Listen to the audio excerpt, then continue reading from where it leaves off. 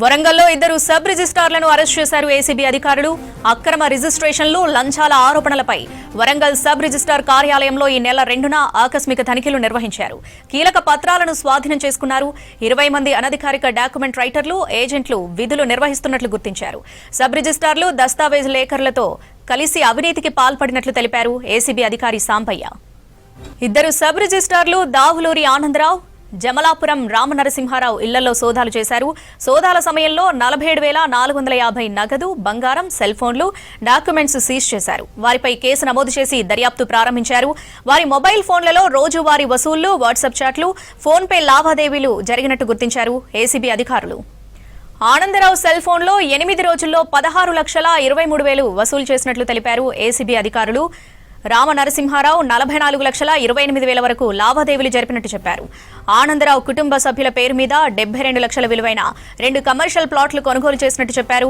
దర్యాప్తులో అక్రమ వసూళ్ల దందా బయటపడడంతో నిందితులను అరెస్ట్ చేసి రిమాండ్కు తరలించినట్లు తెలిపారు. వారిని ఇవాళ ప్రత్యేక కోర్టులో హాజరుపరచనున్నారు ఏసీబీ అధికారులు.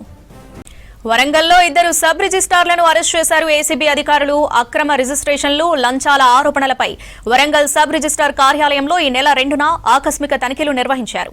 కీలక పత్రాలను స్వాధీనం చేసుకున్నారు. 20 మంది అనధికార డాక్యుమెంట్ రైటర్స్, ఏజెంట్లు విధులు నిర్వహిస్తున్నట్లు గుర్తించారు. సబ్ రిజిస్ట్రార్లు దస్తావేజు లేఖరులతో కలిసి అవినీతికి పాల్పడినట్టు తెలిపారు ఏసీబీ అధికారి సాంబయ్య. ఇద్దరు సబ్ రిజిస్ట్రార్లు దావులూరి ఆనందరావు, జమలాపురం రామనరసింహారావు ఇళ్లలో సోదాలు చేశారు. సోదాల సమయంలో 47,450 నగదు, బంగారం, సెల్ ఫోన్లు, డాక్యుమెంట్స్ సీజ్ చేశారు. వారిపై కేసు నమోదు చేసి దర్యాప్తు ప్రారంభించారు. వారి మొబైల్ ఫోన్లలో రోజువారీ వసూళ్లు, వాట్సాప్ చాట్లు, ఫోన్ పే లావాదేవీలు జరిపినట్టు గుర్తించారు ఏసీబీ అధికారులు. ఆనందరావు సెల్ ఫోన్లో 8 రోజుల్లో 16,23,000 వసూలు చేసినట్లు తెలిపారు ఏసీబీ అధికారులు. రామనరసింహారావు 44,28,000 వరకు లావాదేవీలు జరిపినట్టు చెప్పారు. ఆనందరావు కుటుంబ సభ్యుల పేరు మీద 72 లక్షల విలువైన 2 కమర్షియల్ ప్లాట్లు కొనుగోలు చేసినట్టు చెప్పారు.